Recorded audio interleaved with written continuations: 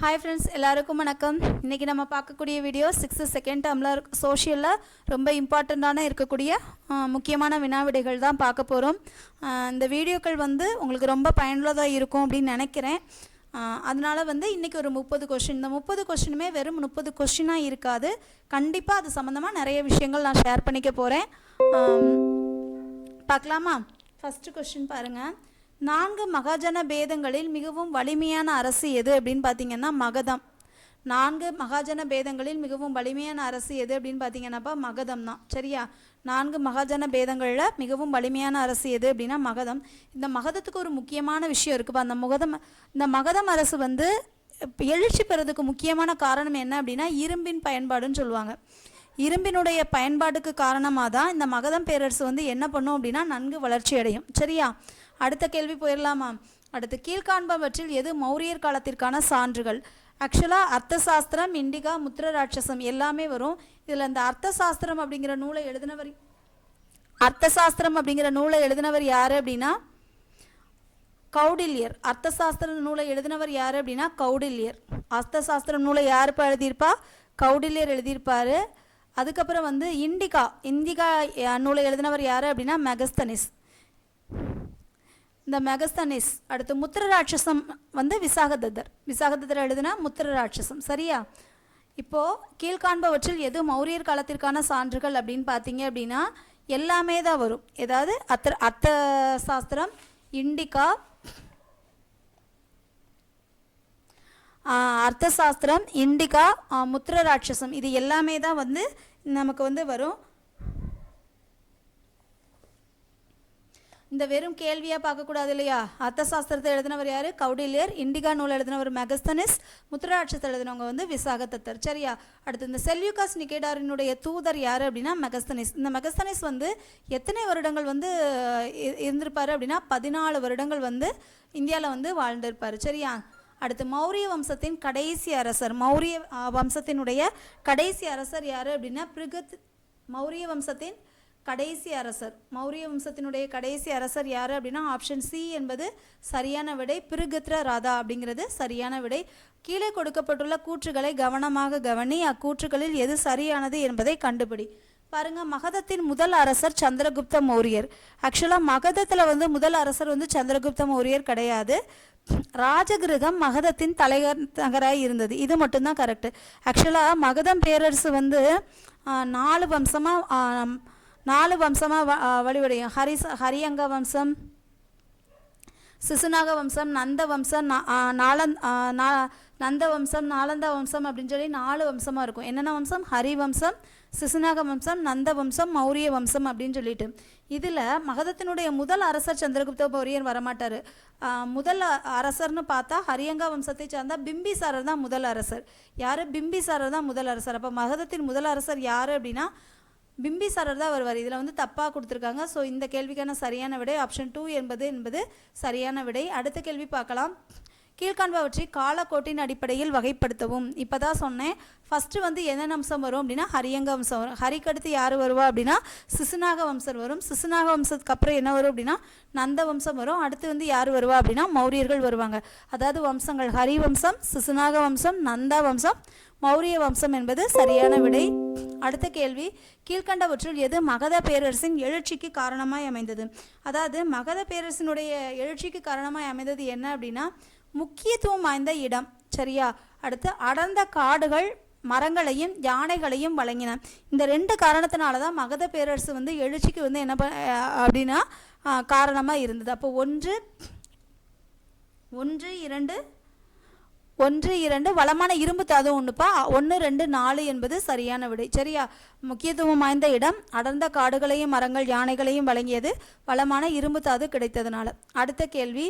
கனா, அதாவது இந்த கனாங்கிற வார்த்தையினுடைய பொருள் என்ன அப்படின்னாப்பா மக்கள்னா அதாவது ஈக்குவல் ஸ்டேட்டஸில் இருப்பாங்க இல்லையா, அவங்கள தான் என்ன சொல்லுவாங்க அப்படின்னா கனா. மெகஸ்தனிஸ் எழுதிய நூலினுடைய பேர் என்ன அப்படின்னா இண்டிகா. சாணக்கியர் எழுதிய நூல் அர்த்தசாஸ்திரம். தர்ம யாத்திரை அப்படிங்கிறது மத சுற்றுப்பயணம். 3 4 1 2 அப்படிங்கிறது சரியான விடை. ஆப்ஷன் ஏ என்பது சரியான விடை. அடுத்த கேள்வி. கிமு 6ஆம் நூற்றாண்டில் சிந்து கங்கை சமவெளியில் எத்தனை மகாஜனபதங்கள் இருந்தது? 16 மகாஜனபதங்கள் இருந்தது. இது ஒரு முக்கியமான பாயிண்ட்டு. எத்தனை மகாஜனபதங்கள் இருந்தது? 16. அடுத்து தலைநகரான பாடலிபுத்திரத்திற்கு எத்தனை நுழைவாயில்கள் இருந்தன அப்படின்னு பார்த்தீங்கன்னா 64 64 என்பது சரியான விடை. நுழைவாயில் வந்து 64. அதுக்கப்புறம் கோபுரங்களும் நிறையா இருக்கும். கோபுரங்களும் நிறைய கோபுரங்கள் இருக்கும். அந்த கோபுரங்களுடைய எண்ணிக்கை தெரிஞ்சது அப்படின்னா கமெண்ட் பண்ணுங்கள். எத்தனை கோபுரங்கள் இருந்தது அப்படின்னா கமெண்ட் பண்ணுங்கள். சரியா? தலைநகரான பாடலிபுத்திரத்திற்கு எத்தனை நுழைவாயில்கள் இருந்தது அப்படின்னா 64 நுழைவாயில்கள் வந்து இருந்தது. 64 நுழைவாயில்கள் இருந்தது. அடுத்து பாருங்க, கலிங்க போரின் பயங்கரம் டேஸ் பாறை கல்வெட்டில் பற்றி விவாதிக்கப்படுகிறது. கலிங்க போரினுடைய 13ஆம் கல்வெட்டில் வந்து யார் விவரிச்சிருப்பா அப்படின்னா அசோகர். கலிங்க போரினுடைய இதை பற்றி எந்த கல்வெட்டில் விசாரிச்சிருப்பாரு அப்படின்னா 13வது கல்வெட்டில். இதில் 2வது கல்வெட்டில் என்ன பண்ணியிருப்பாரு அப்படின்னா தர்மத்தினுடைய நல்ல நல்ல விஷயங்களை பற்றி சொல்லியிருப்பார். 2ஆம் கல்வெட்டில் தர்மத்தின் மூலமாக ஏற்படக்கூடியது. அடுத்து காலசோகா எந்த வம்சத்தை சார்ந்தவர்? காலசோகா அப்படிங்கிறவர் சிசுநாக வம்சத்தை சார்ந்தவர். ஃபஸ்ட்டு ஹரி, 2வது சிசு, 3வது நந்தா, 4வது மௌரியர். இதில் காலசேகருங்கிறது சிசுநாகர் வம்சத்தை சார்ந்தவர். சரியா? அடுத்த கேள்விக்கு போகலாம். கீழே நகரத்தை நிர்வாகம் செய்வதற்காக 40 உறுப்பினர்களை கொண்ட 5 உறுப்பினர்களை கொண்ட 8 குழுக்களாக பிரிக்கப்பட்டிருந்தது. நகர நிர்வாகம் நகரிகா என்னும் அதிகாரியின் கீழ் இருந்தது. இதில் 2வது கூற்று சரிதான். ஃபஸ்ட்டு கூற்று வந்து 6 குழுக்களாக பிரிச்சிருப்பாங்கப்பா. அதாவது ஒரு இதுக்கு வந்து 5 பேர்னு சொல்லிட்டு 6 பேர் இருப்பாங்க. 6 குழுக்களாக தான் என்ன பண்ணியிருப்பாங்க அப்படின்னா பிரிச்சிருப்பாங்க. அப்போ முதல் கூற்று அப்படிங்கிறது என்ன அப்படின்னு பார்த்தீங்கன்னா தவறு. சரிங்களா? முதல் கூற்று வந்து என்னதுப்பா? தவறு. அடுத்து பார்க்கலாம்.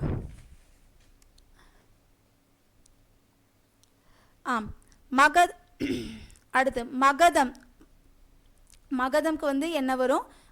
அவந்தி நாட்டு இது வந்து எது வரும் அப்படிங்கிறத நம்ம பார்க்க போகிறோம். இதுக்கும் ஆப்ஷன் என்னன்னு பார்த்தீங்கன்னா 4, 3, 2, 1 வரும். அதாவது மகதம்ங்கிறது என்ன வரும் அப்படின்னா பீகார், அவந்திங்கிறது உஜ்ஜயினி, கோசலம்ங்கிறது கிழக்கு உத்தரப்பிரதேசம், வத்சம் அப்படிங்கிறது கோசாம்பி அப்படிங்கிறது வரும். சரியா? தலைநகரங்கள். அடுத்து 4 மகாஜன பேதங்களில் ஒரு பேரரசாக உருவான மகாஜன பதம் எது அப்படின்னா மகதம் தான் வந்து ஒரு பெரிய பேரரசாக உருவாகும். மகதம் தான் ஒரு பெரிய பேரரசாக உருவாகும். அடுத்து பௌத்த நூல்களினுடைய பெயர்கள் என்ன சொல்லுவோம் அப்படின்னா திரிபீடகங்கள் அப்படின்னு சொல்லுவோம். சரியா? அடுத்து சமணத்தில் எத்தனை தீர்த்தங்கரர்கள் இருந்தாங்க அப்படின்னா 24 தீர்த்தங்கரர்கள் இருந்தாங்க. சமண மதத்தில் எத்தனை தீர்த்தங்கரர் இருந்தாங்க அப்படின்னா 24 தீர்த்தங்கரர்கள் இருந்தாங்க. 3ஆம் பௌத்த சபை எங்கு நடைபெற்றது?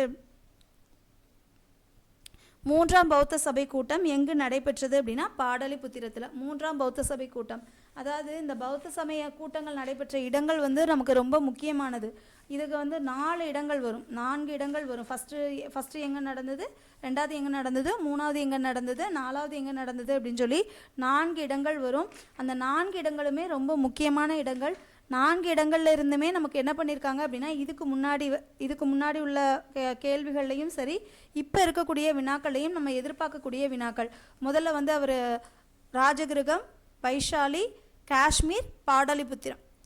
ராஜகிருகம், வைஷாலி, பாடலிபுத்திரம், காஷ்மீர் அப்படிங்கிற அடிப்படையில் வரும். முதல்ல வந்து ராஜகிருகம் இருக்கும், அடுத்து வைஷாலியில் கூட்டுவாங்க, 3வது பாடலிபுத்திரம், 4வது காஷ்மீர். இது வந்து நீங்கள் எப்படி ஷார்ட்கட் கூட வச்சு ஞாபகம் வச்சுக்கோங்க. முதல் பௌத்த சமய மாநாடு வந்து எங்கே நடக்கும் அப்படின்னா ராஜகிருகத்தில் நடக்கும், 2வது வந்து வைஷாலியில் நடக்கும், 3வது தான் பாடலிபுத்திரம், 4வது எங்கே அப்படின்னா காஷ்மீரில் நடக்கும். சரியா? அடுத்து புத்தர் தனது முதல் போதனையை எங்கு நிகழ்த்தினார்? புத்தர் வந்து தன்னுடைய முதல் போதனையை வந்து எங்கே நிகழ்த்துவார் அப்படின்னா சாரநாத் அப்படிங்கிற இடத்துல தான் நிகழ்த்துவார். அடுத்து ஒரு சாதாரண மனிதரால் உபநிடதங்களை புரிந்து கொள்ள முடியாது. உபநிடதங்கள் மிகவும் தத்துவம் சார்ந்தவை. கரெக்டு தான். கூற்றும் சரி, காரணமும் சரி. அடுத்து சரியான விடையை தேர்ந்தெடுக்கும். விகாரைகள் எதற்காக பயன்படுத்தப்பட்டன? விகாரைகள் அப்படிங்கிறது எதற்கு பயன்படுத்தப்பட்டது அப்படின்னா பௌத்த துறவிகளுடைய தங்கும் இடத்தை தான் என்ன சொன்னாங்க அப்படின்னா விகாரைகள் அப்படின்னு சொன்னாங்க. சரியா? அடுத்து சமணம் குறித்த கூற்றுகளுள் கீழ்கண்டவற்றுள் எது சரி? அதாவது உலகத்தை தோற்றுவித்தவர் கடவுள் என்பதை சமணம் குறித்த கீழ்கண்ட கூற்றுகளுள் எது சரியானதுன்னு கேட்டிருக்காங்க. எது சரியானது அப்படின்னா உலகம் தோற்றுவித்தவர் கடவுள் என்பதை சமணம் வந்து என்ன பண்ணுது அப்படின்னா மறுக்குது. அப்போ இதுதான் சரியான விடை. உலகத்தை தோற்றுவித்தவர் கடவுள் அப்படிங்கிற விஷயத்தை வந்து சமணம் என்ன பண்ணுது அப்படின்னா மறுக்குது. அடுத்து பாருங்கள் 23வது கேள்வி. அகிம்சை அப்படிங்கிறது காயப்படுத்தாமல் இருத்தல், சத்தியாங்கிறது உண்மை பேசுதல், அஸ்தேயாங்கிறது திருடாமை. இதில் பிரம்மச்சரியாங்கிறது திருமணம் ஆகாமல் இருக்கக்கூடிய நிலையை தான் என்ன சொல்லுவோம் அப்படின்னா பிரம்மச்சரியான்னு சொல்லுவோம். சித்தார்த்த கௌதம புத்தர் குறித்து கீழே குறிப்பிட்டுள்ள ஒன்றை தவிர மற்ற அனைத்தும் சரி. 24 என்ன அப்படின்னா இந்து மதத்தை நிறுவியவர் அவர் கிடையாது. அவர் வந்து இந்து மதத்தை நிறுவியவர் வந்து கிடையாது. சரியா? அடுத்து பாருங்கள். அதுக்கடுத்து ஒரு முக்கியமான கேள்வி. கீழடி அப்படின்னு பார்த்தீங்கன்னா பகடை, பொருந்தல்ல கொழுமுனைகள், கொடுமணல்ல சுழல் அச்சுகள், தாதிச்சநல்லூரில் வந்து தங்க ஆபரணங்கள். இதுதான் இதற்கான சரியான விடை. அதாவது கீழடியில் என்னன்னு பார்த்தீங்கன்னா பகடை, பொருந்தல்ல கொழுமுனை, கொடுமணல்ல சுழல் அச்சுகள், ஆதிச்சநல்லூரில் தங்க ஆபரணங்கள் என்பது சரியான விடை. அடுத்த சப்த சிந்துகள் அப்படிங்கிறது எத்தனை ஆறுகள் ஓடும் பகுதி அப்படின்னா 7 ஆறுகள் ஓடக்கூடிய பகுதிகளை தான் என்ன சொல்லுவாங்க அப்படின்னா சப்த சிந்துகள் அப்படின்னு சொல்லுவாங்க. அடுத்து டேஸ் அவர்களுடைய முதன்மை பெயர் அப்படிங்கிறது பார்லி அப்படிங்கிறது அவர்களுடைய முதன்மையான பெயராக இருந்தது. கிராமங்களின் தலைவர் எப்படி அழைக்கப்பட்டார் அப்படின்னா கிராமணி அப்படின்னு அழைக்கப்பட்டார். விஷ் அப்படிங்கிறது என்ன அப்படின்னா கிராமங்களை கொண்ட ஒரு தொகுப்பை தான் என்ன சொன்னாங்க அப்படின்னா விஷ் அப்படின்னு சொன்னாங்க. அடுத்த கேள்வி. வேத காலத்தில் எத்தனை வர்ணங்கள் கொண்ட அமைப்பு முறை இருந்தது அப்படின்னா 4. வேத காலத்தில் எத்தனை வர்ணங்கள் கொண்ட அமைப்பு முறை இருந்தது அப்படின்னா 4 வர்ணங்கள் கொண்ட அமைப்பு முறை வந்து இருந்தது. இந்த கேள்விகள் வந்து உங்களுக்கு வந்து கொடுக்கறதுனுடைய முக்கியமான நோக்கம் என்ன அப்படின்னா கண்டிப்பாக வந்து எல்லாருமே ஒரு தடவை படிச்சிருப்பீங்க, ஆனால் சில முக்கியமான பாயிண்ட்ஸ் வந்து மறந்துருக்கும். அதை ரிவிஷன் பண்ணுற விதமாக, அது உங்களுக்கு இங்கே ஸ்டிமுலேட் பண்ணுற விதமாக தான் வந்து என்ன பண்ணியிருக்கு அப்படின்னா இது கொடுத்துருக்கு. இந்த வீடியோ வந்து யூஸ்ஃபுல்லாக இருந்துச்சு அப்படின்னா please give one like and உங்களுக்கு அடுத்தடுத்து வீடியோஸ் பண்ணால் கமெண்ட் பண்ணுங்கள். நேற்று பண்ண கமெண்ட்ஸ்க்காக தான் இவ்வளோ சீக்கிரமாகவே அடுத்து ஒரு முக்கியமான கொஸ்டின்ஸாக வந்து எடுத்து வீடியோவாக போட்டுட்டோம். அடுத்து ஒரு நல்ல வீடியோவோடு சந்திக்கலாம். அடுத்து எந்த லெசன் போடலாம் அப்படிங்கிறத கீழே கமெண்ட்டில் பண்ணுங்கள். சரியா? Thank you friends.